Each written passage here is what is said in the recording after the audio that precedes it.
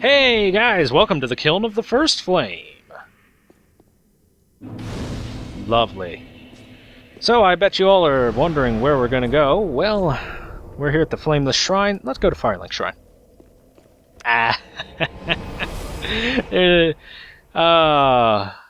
Man, I love ruining all the tension that was built up and just going right back to Firelink. Like nothing ever happened.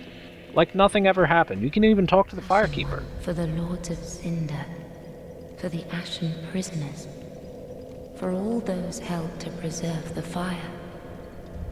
Link the first flame. She does give us new dialogue. Ashen one to the sovereign. And then we say talk, and she says nothing new. Ashen one for the link. Ashen one. Does the Shrine Handmaid say anything new? Nope. Ashen.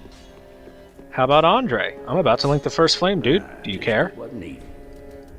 Oh, by the way, if you find any Nope, Estes- not at all. Only the Firekeeper seems to care. So, what if you happen to have messed up and done this before transposing souls with Ludleth? Well, luckily, there's actually no need to worry about that. If you come over to Ludleth's throne, first off, you can just transpose whenever you want.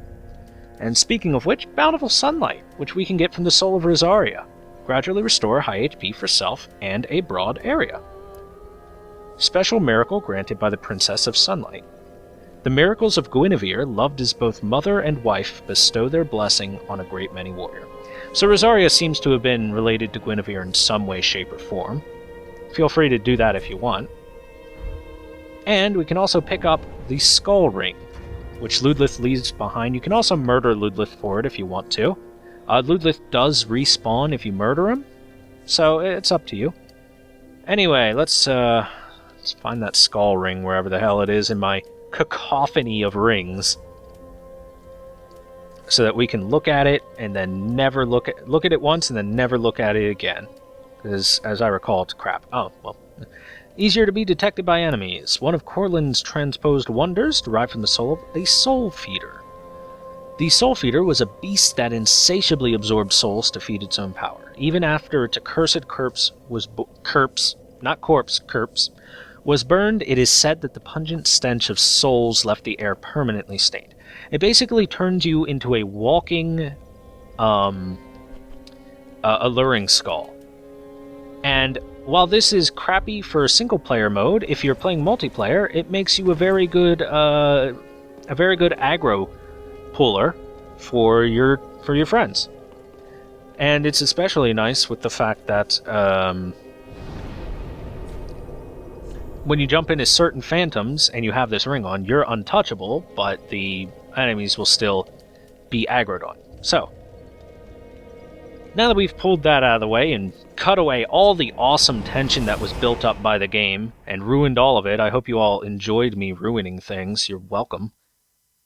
We're going to go ahead back to the Kiln of the First Flame at the Flameless Shrine. You'll notice this the Flameless Shrine looks somewhat familiar and yet somewhat different. It's very much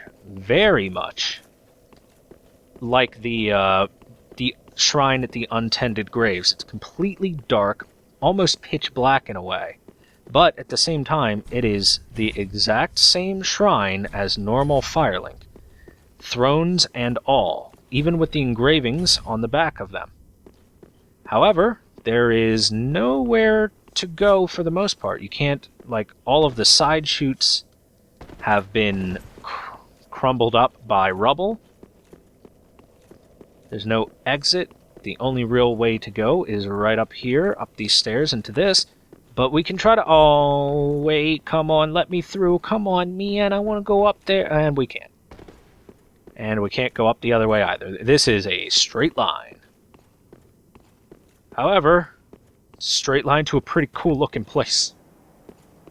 So this is the Kiln of the First Flame. As you can look around, this looks very much like Firelink Shrine of our own place, but then you look on this side and you can see Lothric Castle, the High Wall of Lothric, parts of the undead settlement, all of its glory just toppled over and crumbling down here and just kind of piled up upon itself in an impossible manner that cannot possibly maintain its own structure.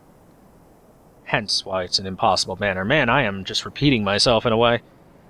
And it goes down all the way here. You can see some things that look like they might be pieces of the Cathedral of the Deep. These are basically just lots and lots of set pieces and props piled on top of each other all around here from different areas. You even see some areas that might look like they might have come outside of Lothric. If you recall, Lothric is known as the Transitory Lands, and the Lothric Castle just kind of... it appeared one day. It wasn't built over centuries, it wasn't created in a kingdom that was established over time. It just appeared one day above the undead settlement. So this is quite possibly just a different timeline in which, hey, Lothric Castle is dilapidated, falling apart, and it just teleported here. Now, in addition, if we look out here, you see a bunch of nothing. If you look at concept art of areas like this from before, there's supposed to be lots of stuff going on here, but there's very little. Over there, you can actually just barely make out the giant dragon of Archdragon Peak. At least I think. Maybe that's just a mountain. It kind of looks like a dragon. Maybe I'm just blind. But over here, you can see the trunk of an arch tree. How do I know it's an arch tree? Because it is A, fucking massive. B, growing into the side of a mountain, giving no fucks because arch trees are made of stone, much like the stone dragons of ancient times, and I am just messing with the lighting right now. The shaders don't have any clue what to do. And it is also going to be the scene of our final battle. No, while this is burning brightly in the sky and the eclipse is so bright and looks like it's pointing down way out there, that's not where we're going. Touch that bonfire area and it says proceed to the first flame. It's not sit at bonfire, it's proceed to the first flame. And here we are at the Kiln of the First Flame. The true Kiln. Well, not the Dark Souls 1 Kiln. Once again, we have all this debris all over the place, crapping up the area. But you can see some residual pieces of what once was the Kiln of the First Flame in Dark Souls 1. So in Dark Souls 1, the Kiln of the First Flame was this very ethereal kind of area with lost souls wandering through it. Lost souls of the knights who accompanied Gwyn here, because many of them were burnt to ash, burnt to nothingness when Gwyn lit the first flame, which is why you see these pillars with the flames kind of shooting outwards away from where the first flame is. Although in Dark Souls 1, I believe they were pointing the other way, pointing towards the flame instead of away from it. So, yeah, great continuity. Anyway, you can see that they've melted back and kind of shot backwards, and that's from the linking of the first flame going on. So we can light this bonfire. And if we actually sit here, we'll get the bonfire name. This is the Kiln of the First Flame, straight up. And if you are wondering about whether you can receive NPC help, in Dark Souls 1, if you were able to get through the entire journey with Solaire Vastora and were able to make certain decisions through his quest, Solaire would help you with the final boss fight against Gwyn, the Lord of Light. In this game, if you keep people happy with you, you can summon in the Londor Paleshade as a choice, or actually, you can summon in Yuria of Londor. Both of these are available only if you have continued Yuria's quest line throughout the duration of the game. Oh, by the way, there's the Dark Shrine right over there. That's where we just came from. Literally, it teleported us from there over to here. However, it works very similar to the bonfire we liked in Firelink, where the first time we use it, we teleport from that bonfire to the upper wall of Lothric. Which I kind of don't like that we can teleport from the beginning. It makes the world seem a little more shallow, less complete. Dark Souls 1, you had to complete about half the game before you could teleport, so the world seemed more complete, but whatever. Anyway, I will not be summoning in any help for the final boss. What kind of person would I be to cheese the final boss out? Instead, we're going to roll on up in here inside of the stump of this arch tree. For some reason, it is actually wood. Arch trees are supposed to be made of stone. More continuity errors. But we come to the center and we see there is a flame over there. And the final boss. The Soul of Cinder.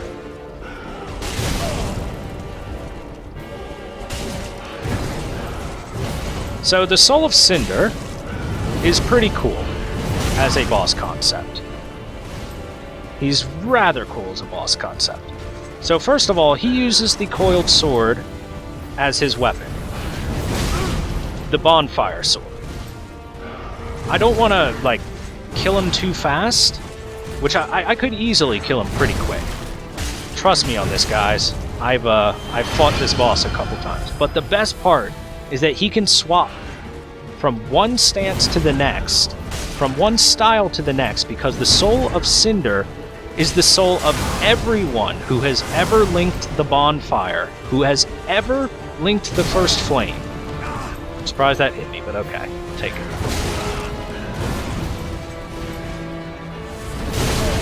So the Soul of Cinder has the abilities of everyone that has ever linked the first flame. So I'm trying to let him show off what he can do. This particular phase that he has, the spear phase, is pretty rough. There are two phases that I think are pretty difficult. This phase is actually not terribly difficult if you just dodge and then hit. Okay, so now he has gone into the phase of a mage. So his homing Crystal Soul Mass is special in that he casts it once and it stays active for a while and just refreshes itself. Pretty awesome. He casts the crystal version of everything, and now he's going to cast Soul Stream, which we have never seen before, but it is a big fat Kamehameha wave. And now he's gone to the final form. This is part Pyromancer, part Scimitar. This is the last stance that he has yet to show, and I think actually the most difficult one to get any hits in on against. This stance is generally highly aggressive, and because he does not stagger when you hit him, you can't punish this stance like you can someone that normally uses a scimitar and spins around with these slow moves. He also likes to do backflips. Anyway, we've now shown off everything that he can do in Phase 1. So, you can see him glowing red. He has cast Power Within on himself. The best part about that for him is that Power Within doesn't hurt him while it's active. So it's just a buff for him. No downside. So you can stagger him, but you cannot repost. I'm going to go ahead and tell you guys right now, you cannot parry or repost the Soul of Cinder at all. Don't even try. It is a waste of effort. And a good way to get yourself killed, trust me. So, if you thought that was it, I mean, come on. Every other boss has had 2 phases. Why wouldn't the final boss have 2 phases as well? So, he's going to leap on over. And now the best part. Oh, the piano! He has gone into the most powerful soul available to the Soul of Cinder. Gwyn, the Lord of Light. He is making use of Gwyn's soul in order to protect the first flame.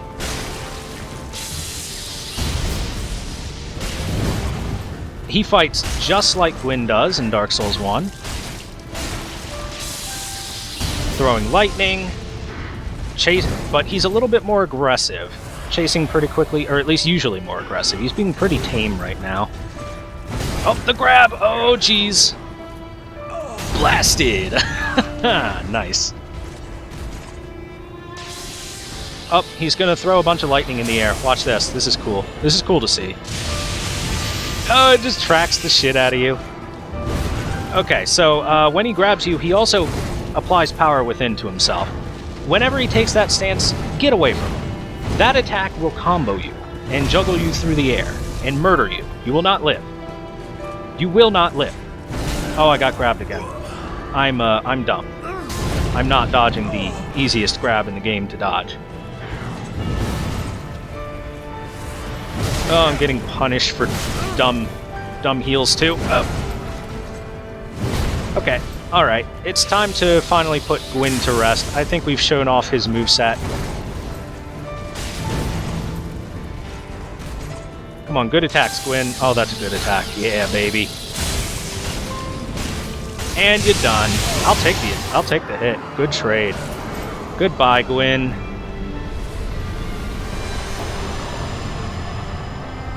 You may now rest in pieces. So, we get the Soul of the Lords for defeating the Soul of Cinders. Let's go ahead, we'll take a quick peek at it. It is a soul that looks like it is a flame. Soul of the Lords, one of the twisted souls steeped in strength. Since Lord Gwyn, the first Lord of Cinder, many exalted lords have linked the first flame, and it is their very souls that have manifested themselves as defender of the flame. So with that, the lowly knight, barely raised from his graves, has defeated them and is ready to link the first flame.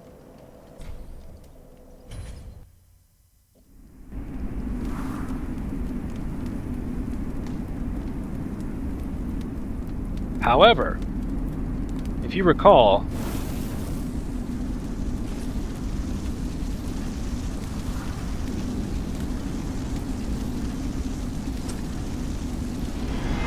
we have 8 dark sigils. We are not here to link the flame. We are here to take the flame.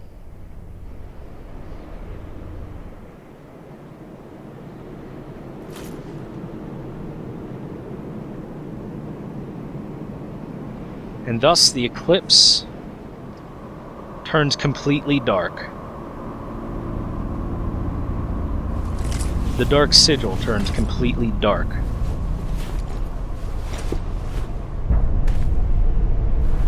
And look, there's the Sisters of Londor.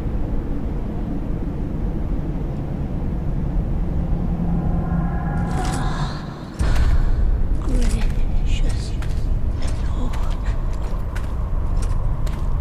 make Londor whole.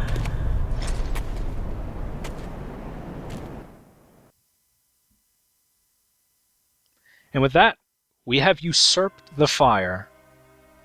We have put an end to the age of fire for as long as we live. The fire is now within our character, and until someone becomes powerful enough to defeat us as the final boss of their journey, the age of fire will be done. It will no longer restart itself. The cycle will be ended for as long as we are the most powerful person in the world.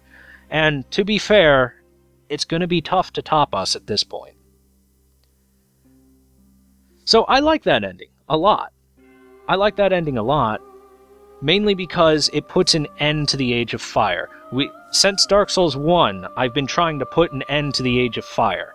In Dark Souls 1, I went for the Age of the Dark Lord. I liked that as the true ending. But then we learn in Dark Souls 2, and in Dark Souls 3 reinforces it, the Age of Fire and Age of Dark keeps cycling between one another because of, more than likely, something involving Gwyn's soul in the capacity of the fire.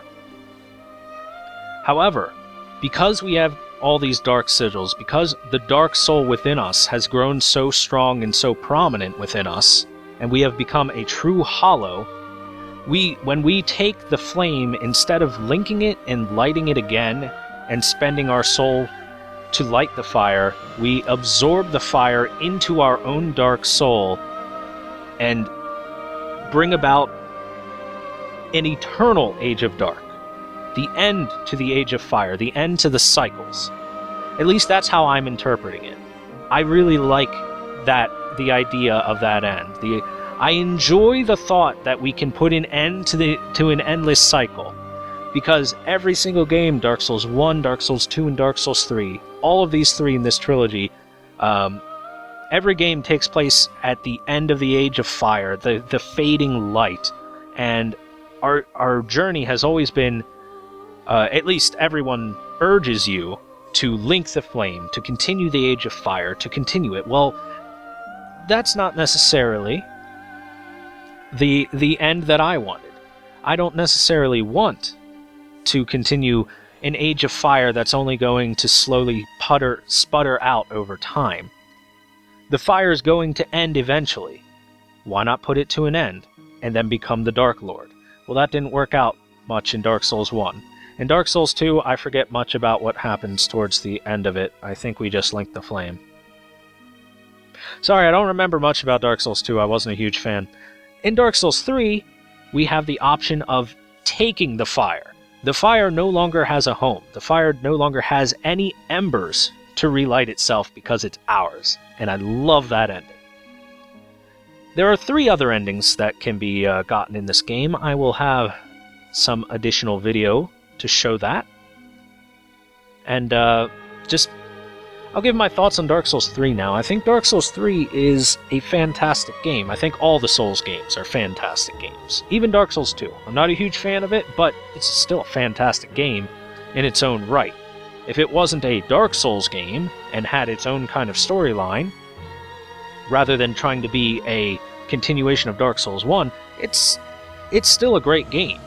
It's still like at least an 8.5 out of 10. But Dark Souls 3, I think, was a pretty decent blend of the elements that came through the evolution of this genre, through FromSoft's evolution of this genre. It has a lot of elements of Bloodborne, especially in the combat style, and blends it pretty well with some elements of Dark Souls 1 and Demon Souls.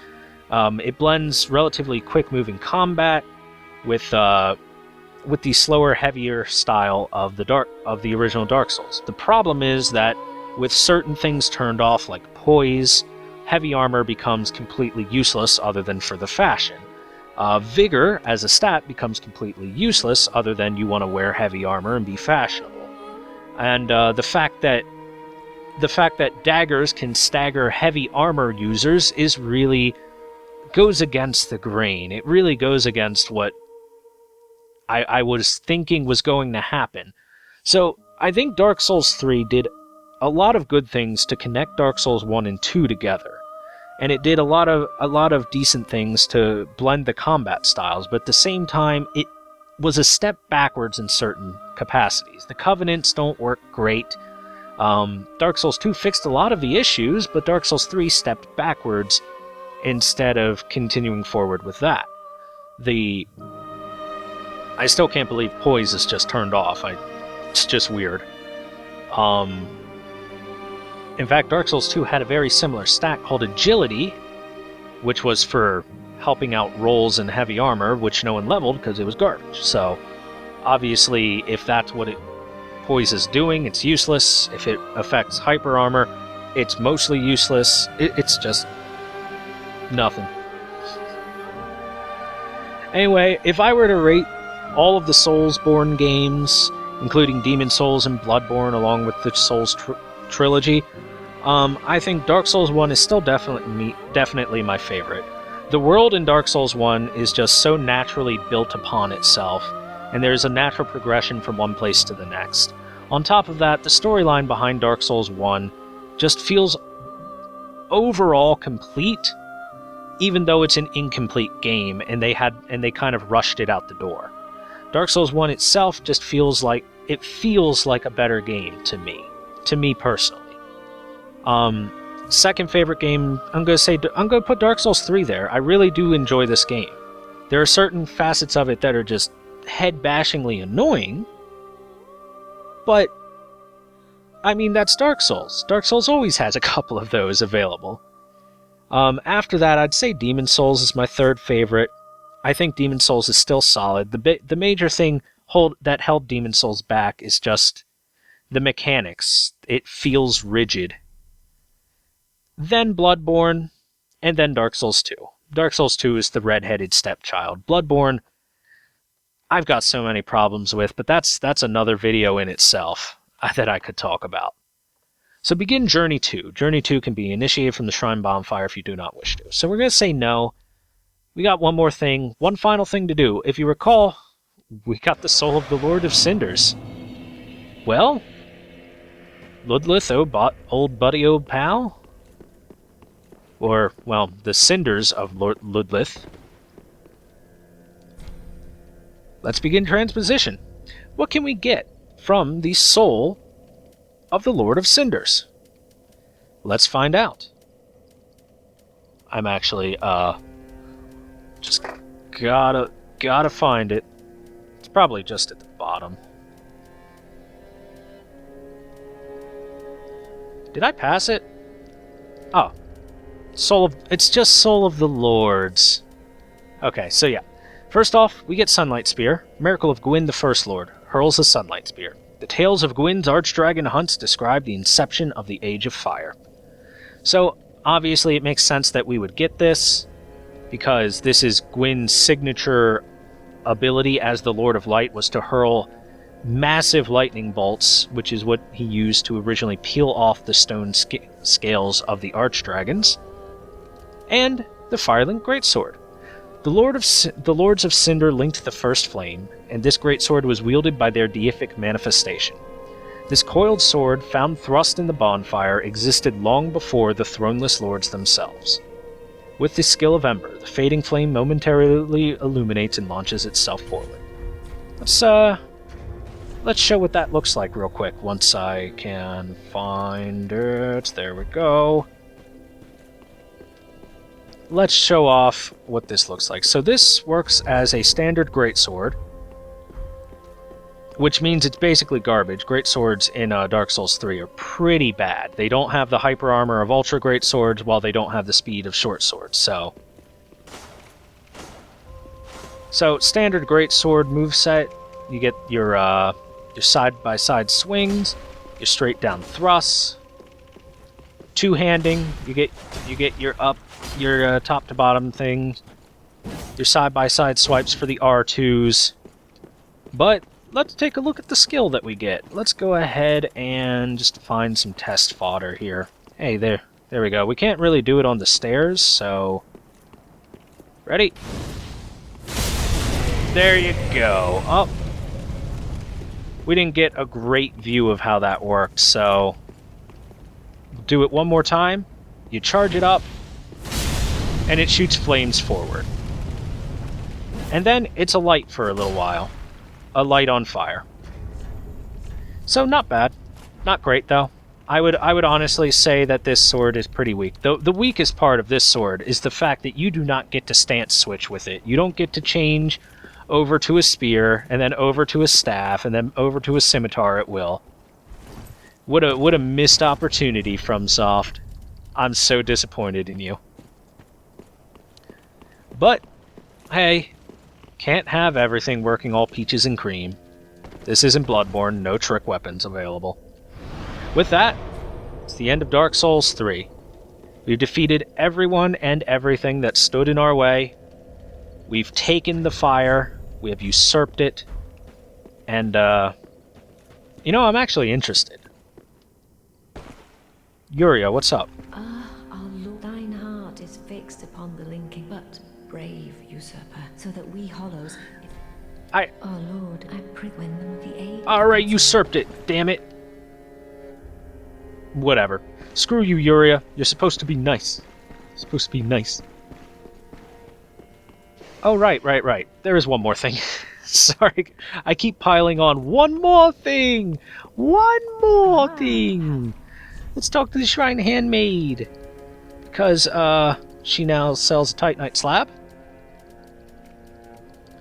And... the Firelink Helm. Helm of the Soul of Cinder, a deific manifestation of the Lords of Cinder who linked the First Flame. It resembles a knight's helm, but bears hideous burns and contortions. A misshapen crown can be seen upon its rear, as in Gwyn's crown. So, yes. Bears hideous burns and contortions taking the shape of a deathly ribcage. It exists as a symbol of the great lords in the noble act of linking the fire, though it is no more than an empty husk. So truly what we were facing was basically just the flame itself. Otherwise, the outfit is an empty husk. So, we've usurped the flame. We haven't linked it. We have usurped the flame for ourselves, and, well, what do you know? No one really has any dialogue for us. I don't even think the Fire Caper says anything about it, does she? Ashen one for the Lords of Yep, just link the first flame, Ashen One. You're a vessel of souls. I stole the first flame. It's within me.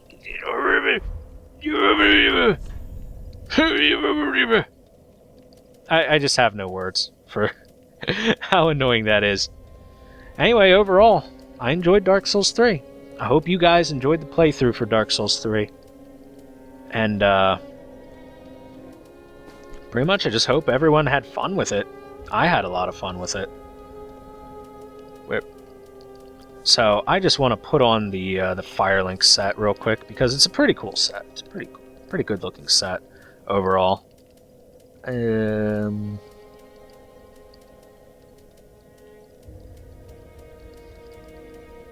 problem is finding it. Wait, Lorian, go Firelink. There we go. There we go. Firelink leggings are a little easy. We are now the Lord of Cinder. Wait, we have to finish the cosplay.